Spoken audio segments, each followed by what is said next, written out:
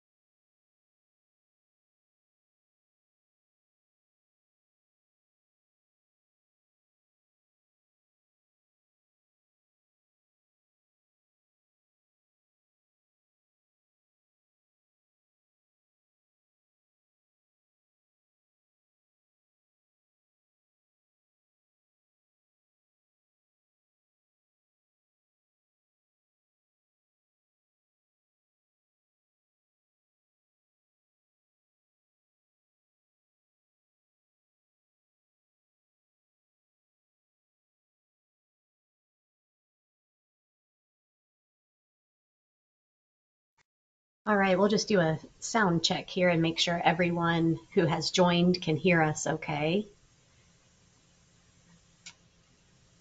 If you could just maybe pop it in the chat if you know how to work the chat, just to let us know that you can hear us all right.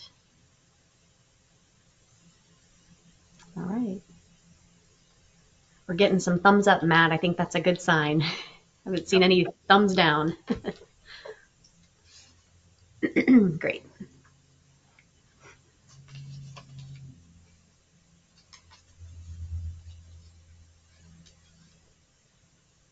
Aaron, do you want me to start us off then, or? Sure, it's 11:01. I'm sure people are still kind of jumping in, but I think we can go ahead and get started if you would like. Yeah, I wanted to thank everyone for joining us today and taking time out of your day to learn some more on keeping your businesses safe. We appreciate Aaron being with us today to put this presentation on. We feel this is very important for you guys to maybe add some more tools to your toolbox to keep yourselves and your employees safe, at your place of business. Um, this type of thing is just becoming more and more prevalent every day. And so, the more things you know to protect yourself, we feel, the better.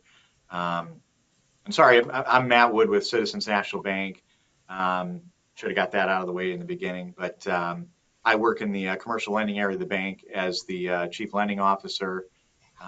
We do see this with a lot of our business customers. We actually do a lot of training internally with our own employees to help keep us safe and to also keep your information safe. And so again, we wanted to, partner again with Aaron just to get more information out to some of our customers so you guys can help protect yourself as well and just add another layer to the protection. So Aaron, I'll turn it back over to you and get started. Okay, sounds good. Well, thank you, Matt. Appreciate the opportunity to speak today. We were speaking beforehand, and it's just such a relevant topic now for so many people. These guys, these bad actors they're just getting more and more slick, all the time, and finding new schemes and ways to steal our information, and quite honestly, just steal our hard-earned assets and money. They're just a bunch of to be quite blunt, they're just a bunch of thugs and thieves, and we're trying to put a stop to it. So appreciate the opportunity to educate and make others aware of, some of the blind spots that we may not catch on a daily basis, but we don't always know what we don't know. And so by doing this and creating the awareness and educating you all, hopefully, you can take a few, like Matt said, a few tips with you in your toolbox and be more aware of some of the things that we're seeing come down the pike. So I will go ahead and get started. As Matt had mentioned, my name is Erin Marino, and I am the Director for Business Development at Tomorrow's Technology Today. We are located in St. Henry, Ohio. So we are a local company, and we really, our goal and our mission is to do exactly what we're doing right here. I'm trying to speak and get my screen to work here, so bear with me. Can you see that okay, Matt? Can you give me the thumbs up? Okay. Yeah, so just like I said, just want to get this word out to the small and medium businesses. We do work with quite a few local businesses here in our area, and you wouldn't believe some of the stories that we hear, but the good news is that we're here to protect them and help them to check their blind spots. So today I am going to cover 3 serious financial risks that your trusted advisors should be letting you know about. And if not, hopefully, again, you'll learn something new today. Really, it's going to show you a couple of big ways of how to avoid getting blindsided by a cyber attack that quite honestly could cost you millions of dollars. And I'll get into that in a little more depth here. I am going to cover the number 1 security threat to your business, the shocking truth about bank fraud that you may or may not know, what your insurance professional may not have told you that you really should be made aware of as well, and then some of the FTC safeguards and regulatory compliance laws that you're likely required to meet, again, that you may not even be aware of. So, and I will give you a complete list of financial risks. So ultimately, we're going to show you how to avoid being a sitting duck. So again, who is Tomorrow's Technology Today? Like I said, we are in St. Henry, Ohio. Lisa, she is front and center there. She is our founder and CEO. She started the company back in 2002 out of her home, and she has grown the company. We have, I believe, about 15 full-time employees now, and some of those are remote. We have third shift technicians. So it's pretty exciting that, when you take a small little community like we're all in, and you see this small business grow and become profitable. It's just really exciting. And, she really believes in hiring that local talent. So this is what we call our frontline team. So you'll see these are our technicians, our managers, our Tony, he is the head of our security team. Michael is the head of our technicians. George does everything with the servers. He's our server guru. And then you have our other technicians that, if you call the office or if we're coming to meet with you, you are going to see one of these faces or speak to one of these faces on a regular basis. So why are we urgently informing? Oh, you know what? Let me back up just a minute so you all understand. We do offer IT services as well as cybersecurity services for the small and medium-sized businesses here in our local area. So we can do, literally as much or as little as your company would need. We get everything from, hey, I'm locked out of my computer, I forgot my password, or I can't get my printer to talk to my computer, to, hey, we have a major breach that we think we need help with, or we've been hit with ransomware. Can you guys help us? So we cover a broad variety of and scope of situations on a daily basis. So I just kind of want to. Sometimes it's hard for people to differentiate, where we come in and where we don't. We can be your go-to IT department and do everything. so that you don't have to hire an internal IT person, or we can work alongside and partner with your IT head and department and create that partnership to make sure that, once again, there's no cracks in the foundation and no one's kind of getting through the infrastructure, and provide those resources that your IT department may need to keep you up and running and successful in your everyday work life. So why am I urgently informing all business owners about this now? A couple of reasons. Number one, like we had mentioned, this is just becoming such a big deal for our businesses. And, you heard me speak about how these thugs and these thieves are literally just stealing our hard-earned money and our assets, and taking our customers' information, and taking our information, taking the employees' information. And, we are passionate. I'm passionate about making sure that, number one, our companies here in our local area are educated and they know what's going on. But number two, we are doing everything to protect and defend those assets and to protect your business. You can see here on this chart, just the last few years. In 2021, there was based upon all of the complaints from the FBI, there was a total of $4.2 billion in losses. Now you take that up and just fast forward to 2024. So in just a few years' time, that number has spiked to $16 billion. So that is quadrupled in just the last few years. So, like I said, it's not something that we always see in our local news on a daily basis, but it absolutely is happening. We get the calls many times, unfortunately. Quite honestly, anytime someone calls in and they say, hey, we've had a breach, can you help us? It's like, I think we all at Tomorrow's Technology Today, we cringe a little, because it's like this conversation never has to even happen. That's what we're here to do. And like I said, we absolutely want to keep you aware of some of these sneaky schemes that they're up to. And you can just see the number of complaints too in just the last few years. That's over 4 million complaints. So what happens is, if you get a ransomware attack, you're gonna contact the FBI. And while it's a big deal to you because your business is shut down and you're locked out and you can't do anything to keep your business up and running, to the FBI, you're just one of many. So they're like, take a ticket and sit in line.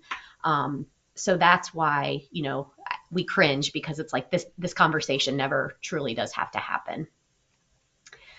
They're becoming more frequent and more vicious. In 2024, just some sobering statistics from last year.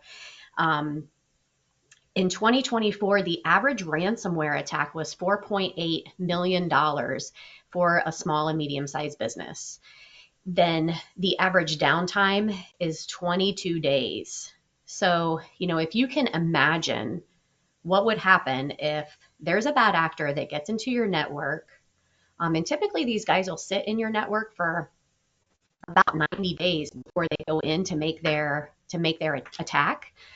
So they're just sitting there in your network without you knowing, collecting and mining all of this information about you, about your employees, about your vendors, and of course, about your customers and your clients, taking all of this information and just waiting for that right moment to go in and deploy the ransomware. $4.8 million is the average. Now that can vary, depending upon the information that they have and the size company.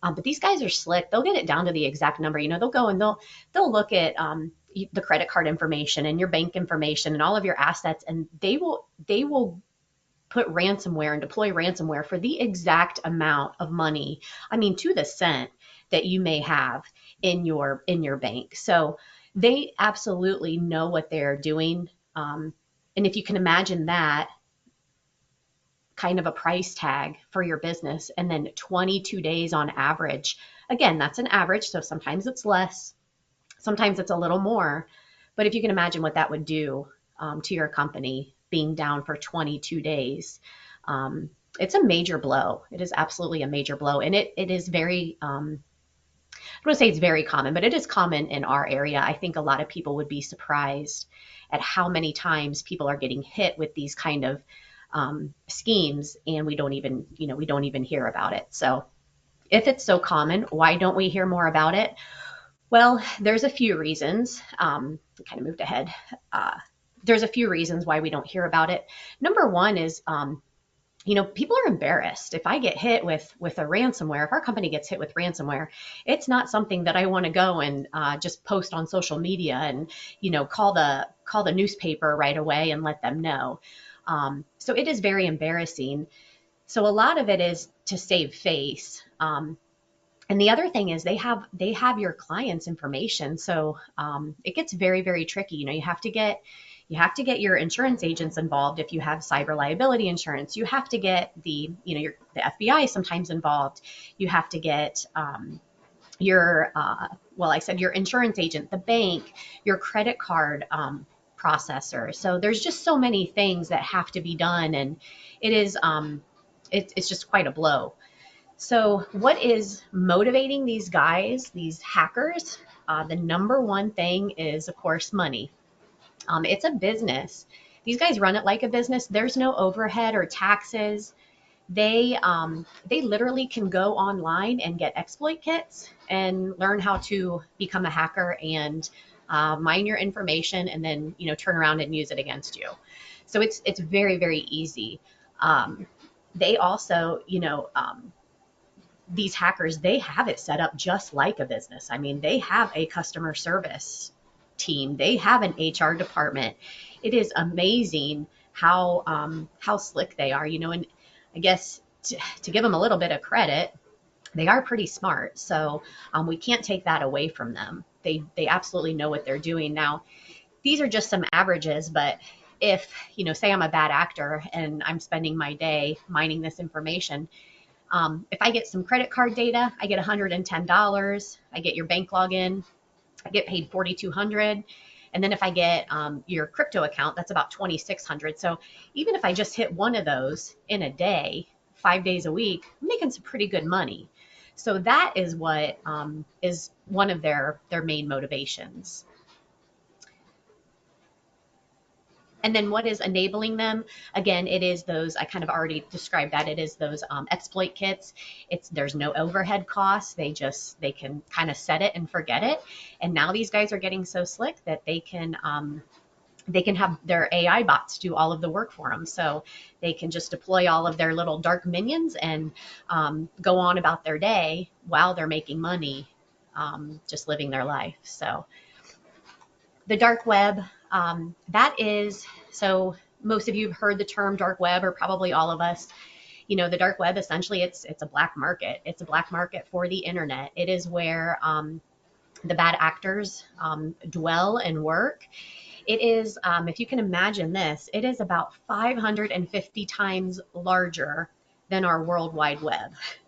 So every time I think of that, I'm just I laugh because I'm like, I can't wrap my mind around that. I can't even fathom how big that must be. You take our World Wide Web and multiply it by 550 times. That's how big this is. So that's how many bad guys are truly out there. For about every 50 bad guys, there is one good guy. So we have our work cut out for us. Um, and then you might be sitting there thinking, okay, I understand all of this and we hear about all of this, but we're in Auglaize and Mercer and Allen County here, and we're too small. Nobody's going to bother to hack us, right? Well, you're absolutely wrong if you think that. And I say that kindly, but you do need to think about why they are targeting small and medium-sized businesses. So there's a couple reasons. First of all, your personal account, being honest for most of us, probably, yeah, you might have some money saved up in your retirement and things, but your business is going to probably have a lot more assets and more money uh, to gain access to for their benefit. And then also these bigger corporations, so the large businesses and the corporations, they have these sophisticated networks, and they have probably a lot of the protocols and security layers already deployed on their infrastructure. So they're not really going to spend their time going after the big guys. Now, it seems kind of backwards because those are the ones that we hear about on TV. You know, you hear about the big corporations that got hit, and that's because that's a pretty big deal, and that's a pretty big win for the bad guys. But on the daily basis, they are absolutely targeting small and medium-sized businesses because we are low-hanging fruit to them. And we are the engine of America, and they know that. And so once again, they're after our hard-earned money and our assets. Stealing money isn't, their only motivation. Sometimes they are in it because they want to maybe exploit um, some of your business information. They may not like or agree with what you're doing, so they can use it to exploit you. They can also use it against you. It's espionage, taking confidential information and selling it over to a competitor. And some of it's just the ideology. Some of them just, maybe don't agree with what you're doing and what your line of work is and what your company stands for. And so they simply just want to wreak havoc on you. But the number one biggest danger is your complacency. It's our complacency.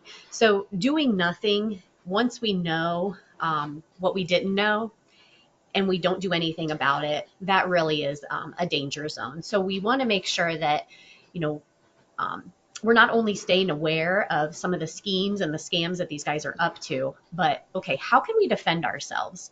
So that is, something that I will encourage you to think about is, do you feel that you are in a place where you are being complacent, where, yeah, I know all this stuff is going on, but I don't know where to start and I don't know what to do. So nothing ever gets done. You're not alone in that, but it is a major, major red flag because the bad actors will see right through that. So the three biggest Mary, financial risks. Yeah. sorry, one second. It looks like some people might not be able to see your presentation. Do you want to try to reshare it? Oh, sure. Or Uh-oh. reshare your screen, I mean. Yeah. Uh-oh.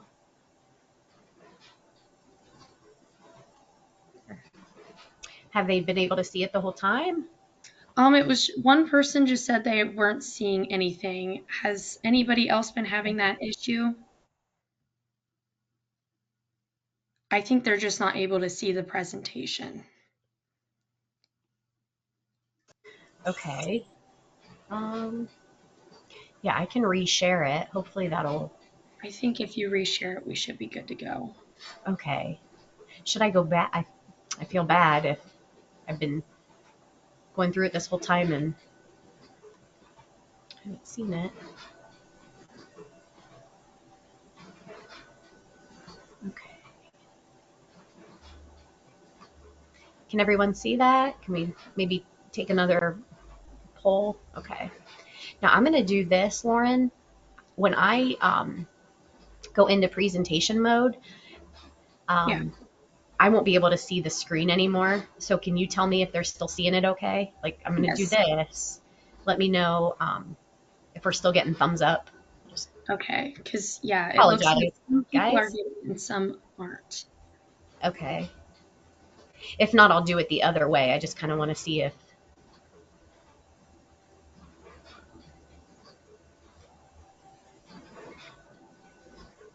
So can they see that screen? It looks like some are not and some are. Okay. Copy All that right. one. So we'll just do this. I will. Now they can see it this way, right? We'll see. Are you guys able to see it when Yeah. she backs out Okay. like that? I think we're Oh, getting one some thumbs up. one thumbs down. Hmm. Okay. Well, um, when we send this out, I'm trying to think. We could also send Yeah. out the presentation with it as well as the recording, Yeah. Yeah, we can because do the that. recording will have the presentation on it. So, Right. Yeah. Yeah. And the slides are they're pretty simple. So I think I'm covering probably everything in what I'm sharing yeah. anyways. Oops. Okay. Okay. Okay. So the three biggest financial risks um, to your organization and how to mitigate them. The number one risk is going to be, drum roll, your employees. Can you guys see that? Getting kind of hard. So, and the reason that your employees are the number one risk.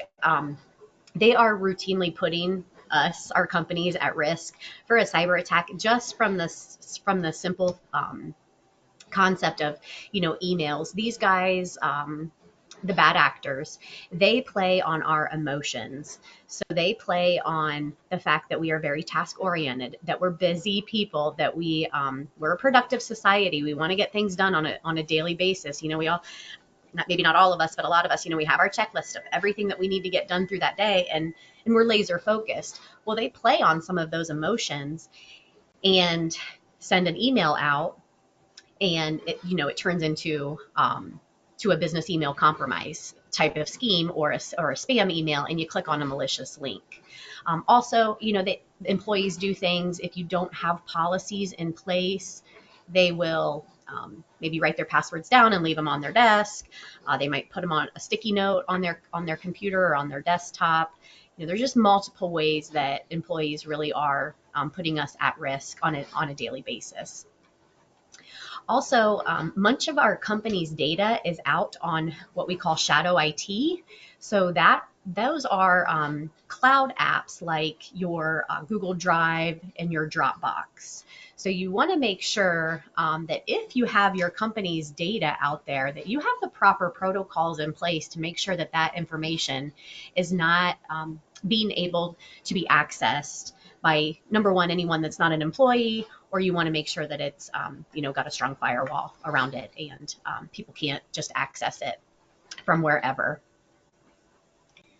Unsecured mobile devices are another threat. And we were talking earlier before the webinar started. Matt and I, we were talking about how these guys now, they're sending us text messages, and I'm sure that you guys have received them too. We're all late on our toll bills, and we all we all owe the state a ton of money from our toll bills, or else we're all going to get locked up and go to jail. So but they are playing on literally everything and every device that they possibly can think of. The number two risk is malware and ransomware. So the number of malware and ransomware attacks that we see, again, this is for small and medium-sized businesses, is over 164 million per year. So that's quite a staggering number. And then in addition to the ransomware costs, that average of 4.8 million, if you get hit with ransomware, there are additional damages and costs that you may not be thinking of. So you have your downtime of your 22 days, but on top of paying that ransomware attack, you also have to think about the downtime, the cost of being unable to process any orders. All of your sales have come to a screeching halt. Your employees aren't doing anything because they can't access anything. The emergency IT services, those go through the roof very, very quickly if you're affected by a ransomware attack. If your clients or your vendors get wind of this, they may stop doing business with you. So you may not even gain them back when it's all said and done. Your credit monitoring and identity theft protections from your clients and employees, you have to think about that as well. A lot of times your credit card processor, if you're taking credit cards, they may drop you or raise the rates on you to an extreme level. Then, of course, you have your reputational damage and your loss of credibility. So a lot of that public relations kind of stuff that you're going to have to try to clean up. The higher insurance premiums. So if you get hit with a ransomware attack and you think, okay, well, my insurance will cover that, you have to be very, very careful, because a lot of times what we see is that a company says, okay, I have cyber liability insurance. good, and come to find out that there's, a couple of different pieces, a couple of different layers that the insurance company is saying you have to have these in place, like possibly MFA, just for an example, or a password manager. If you don't have those and you're not enforcing them, they can deny the entire claim for just missing one or two of those pieces. So, and then I think I mentioned, you would have higher insurance premiums. You're going to have legal fees if there's any lawsuits brought to you by possibly clients, vendors, even your employees if they're disgruntled. And then the stress, you're probably not going to sleep very well at night knowing that this has happened. And you're going to have the embarrassment of appearing irresponsible, even though you're not. You're going to have that appearance. And so also keep in mind that with ransomware attacks, if you pay it, then you are actually putting a target on your back. So if you get hit with ransomware, the bad actor looks at you as a buyer and you pay it. They're going to say, okay, well, this guy's a buyer, so guess what? You're still going to have a target on your back, and they're going to keep hounding you, and you're likely going to get hit again. Don't assume you are safe just because you are in the cloud. And we kind of talked about that a little bit with some of like the shadow IT. So those cloud applications, they're great because you're in the cloud, but you have to make sure that they have the proper security protocols around them. Otherwise, they are very much not safe. And just a couple of things I also wanted to point out was that your bank is not responsible for recovering any stolen funds. So when you look at your personal account, if you see a suspicious charge, you have 60 days to report that electronic fraud, and you're not liable for that. However, with a business account, you only have 24 hours to catch it, and the liability does in fact fall on the business. So want to make you aware of that as well. This was a case study that we had. There was a water utility subsidiary and a CPA, and the CPA firm had distributed the funds to collect for the water utilities. Well, what happened was and you can see the district. Well, hopefully you can see the distributions can be from $10,000 to $300,000. So there was an email that was sent. We kind of did. I'll pull this next slide up. An email that was sent to okay the funds. It's not loading on my end. That's not loading. Well, anyways, it's what we call a business email compromise. So an email was sent. Here it is. And hopefully you guys can see that as well. What they did is the sender was actually the bad actor, and it looked like it was a legitimate email. This is something that happens on a routine basis, that you have to approve these funds. And in the email address, they switched one of the L's to an I. And just that quick, employee clicks on it, approves the funds, and the funds go to the bad actor. They go straight to the hacker instead of to the CPA firm. So, and then we'll talk about the FTC safeguards. That is another threat. So if you're unfamiliar with that, these rules have been around for years, but recently they have been amended to cover a broad array of businesses. So they're really kind of clamping down on those businesses that need to be compliant. If you are a company, if you print checks for consumers, if you're an auto dealer, a career counselor, if you do any type of real estate, property, like where you're wiring money, or you're a title agency, you absolutely have to be compliant. Of course, the accountants and the tax preparation services, they also fall under these guidelines, and travel agencies. So you want to make sure that if you fall into one of these categories, that you're really taking a good look at it and understanding exactly what you need to have in place to be compliant should you get audited. And if you have any questions about that, we absolutely can help you. And I kind of covered this already. So, this says, but my insurance company will help cover the losses, right? And again, that all goes back to that policy. So if you sign up for a broad policy and you get hit with ransomware and you don't have MFA, and they thought you did, your insurance company said, well, in order for us to pay this amount, you had to have MFA, and we don't have any record of you doing it, and you can't prove it. Um, the liability is gonna fall back on you.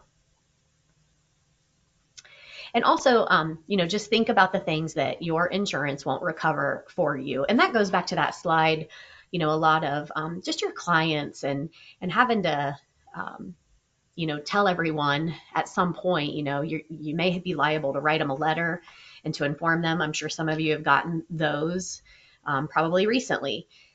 That your information has been compromised or that there's been a breach. And your information was leaked out on the dark web. So those are the kinds of things that you will have to do as well if you do have a breach. And then the number 3 is the phishing attacks. This is a business email compromise. And again, this is where they send those malicious links, and you go to pay somebody. Again, they play on our emotions. We're task oriented. Yep, I receive this email all the time. I receive it once a week. Yep, here's our account information. You're good to go. And they change that one little letter, and now tens of thousands of dollars have been wired to a bad guy. And just be aware, 91% of all cyber attacks begin with a phishing email. So this goes back to speak to how important it is that your employees are aware of what they are up against, on a daily basis, as well as us. That's us being good business owners and doing the right thing. We want to make sure that we set our employees up for success, and this is one of the ways to make sure that they understand that. And then the business email compromise is the greatest source of loss for small and medium-sized businesses. So we always say in the cybersecurity world, not to scare you, but to prepare you, it's not a matter of if you get attacked by ransomware, it is a matter of when. So ultimately, it's eventually going to happen to every single one of us if and only if we don't have the proper protocols in place. Here's another quick case study. This is from Nathan Schwederman. I'm not sure if any of you know Nathan, but he owns Cold Water Machine, and we were in the midst of onboarding. So we were getting ready to put our services onto their company devices. And in the middle of that, what happened was they were offboarding with their current provider. And there was a very short window of time. And I had mentioned earlier, these bad guys, they'll sit in your network for months and just collect information, and they'll watch your keystrokes, and they'll say, okay, well, I know Erin isn't on her computer from about 11 p.m. to 5 a.m. I know I'm good. That's a good window of time to go in for the attack. I mean, they just study our every movements, and that's exactly what these guys were doing at Cold Water Machine. So they offboarded their services that they currently had. And in that small window of time, we were getting ready to the next day put our services on. And in that window, they got attacked with SamSam. And I'm not sure if you remember the SamSam attack, but it did hit the entire city of Atlanta. So fortunately, we were able to go in and get everything mitigated and cleaned up and back up and running for them. So this is just a little testimony from him. And we do have plenty of other client testimonials as well, if anyone would ever be, interested. So how do you protect yourself? Well, what you need at the minimum is going to be compliance and security standards. So an IT security plan, you need to know who is in charge of what and who is going to do what if the event ever were to happen, where you get shut down and you get shut out. You want to make sure that you have a plan, who's responsible for doing what, and you want to make sure that it gets implemented and tested. And then you also need security controls. And those are things like the security layers that I was speaking about. And there's a multitude of them, but these are kind of the popular ones that everyone probably uses or has heard about, the password manager and the multi-factor authentication. Those are just a few security controls that you really want to make sure you have in place. And then the third step is to, well, get a third-party assessment. And we can help you with that. I think you guys probably will all have my email address. If that's something that you want to talk about, you want to jump on the phone for 10 minutes or shoot me an email afterwards, I'm happy to take any specific questions that you may have offline. But we could talk about the third party assessment. And so what that assessment will do, and I do recommend that, regardless of who you get it from, if you have not had a third party assessment done, and I say third party, so whoever your current provider is, you want to make sure that it's not them providing the assessment for you. We use a third party because it puts us into messenger mode. It makes us, on common ground. It's a neutral zone for us, so we can just literally come in. We have the third party run the test, and we give you the results. So we're literally just the messenger. But I do recommend that if you have not had one in the last 6 months to a year, or if you've never had one, you really, really, really should get one, just to see if there's any backdoors left open or lights left on, so to speak, that a bad actor could potentially get into your network. And so what that is it's basically takes a snapshot in time, and it takes like a 50,000. The one that would do this, it takes like a 50,000 foot view of your infrastructure. It looks at your firewall, your antivirus, your devices, your software, and it just sees like I said, what doors or what areas in your foundation, are there any cracks in your foundation that if a hacker were to get into your system right now at this moment in time, this is exactly what they would be able to access, and this is the door they're going to get in. And then not only that, but we can also provide you with the remedies to say this is how you close the door and keep it locked, so to speak. So when the assessment is complete, you're going to know where you stand. So you might be sitting here thinking, boy, not sure where we stand. We have some things in place, but not everything. Could someone get past our firewall or our antivirus? Is that really working good for us? Is someone able to get into my hard drive? If you're unsure and you don't know positively what that answer is, I highly recommend that you do take advantage of this assessment. So like the great Ronald Reagan says, you want to trust, but you also want to verify. So once we know better, we can do better.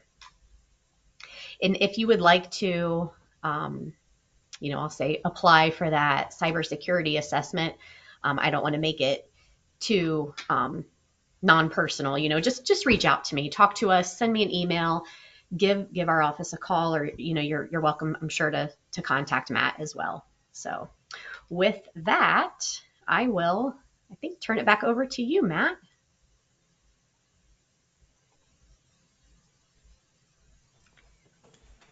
Thanks, Aaron. I want to make sure if everyone can still hear me as well. Um, yeah, I think, again, this is like a really important topic to highlight. I'll just throw out one tip. Aaron mentioned having a plan in place for your company. One thing that was pointed out to us by a third party was to have a policy that your employees don't use their work email when signing up for personal websites. Um, they used as an example Netflix. Don't use your work um, email to sign up for Netflix or Amazon or Facebook. Your work email should only be for your work and nothing personal. Um, that is just a way that these bad actors target your business. That's kind of a backdoor into your company. So I guess that would be one point of advice that I would just throw out there is make that a policy that your employees sign something that says they are not to use their work email for anything personal. Um, just one tip that we see. Aaron, I mean, I know we talked a little bit about a buzz topic or these cookie sessions, and that's one way that these sessions that get left open on your personal side, if you're using your work email, it's just an avenue that they can get into your business. So, Aaron, do you want to add anything to that? Again, sorry, I'm just getting off topic a little bit, but I wanted to just throw at least one good tip out there. Yeah, no, that's great. What I recommend is what we recommend is to clear your cache and clear your cookies on a regular basis. Also, you can go into the private browser mode. A lot of times that is it's not a fix all, but it does help. It's one more thing you can do to add another layer to your. And I don't know if we had any questions coming in. Let's see. Yeah, I you guys don't are. we have any now, but it's open to questions if anybody has any. Go ahead and pop them on the chat. I Yeah, will we say, have Aaron, some. you are going to send out the recording and the slides. Yes. So if there were anyone that missed this, they can look back to it. Again, I just want to thank everyone for taking the time to hear the presentation. And you can also reach out to your banker, whether Mhm. it's your treasury management specialist or your commercial lender, or just, the branch that you work with. Um, we also have ways that we can help protect your checking account, with positive pay and reverse positive pay and, different things that we do to kind of help protect your checking accounts. Um, Again, just let us know if we can be of service or if Aaron can be of further service. Yeah. I'm not seeing any questions. I'm not seeing any either. So hopefully that means we answered them all. Yeah, yeah, Or if they have any, they'll know how to reach out. So great. okay. Well, we can finish early and let everyone have their day back. Matt, thank you so much for this opportunity. We certainly appreciate it, on behalf of Tomorrow's Technology Today. Certainly appreciate being able to share this important information and get it out there to you guys. So, yep. Thanks, Aaron. Appreciate it. Yep. Everyone have a good day and hopefully you're all safe. Yes. Have a good day, everybody. Thank you. Take care.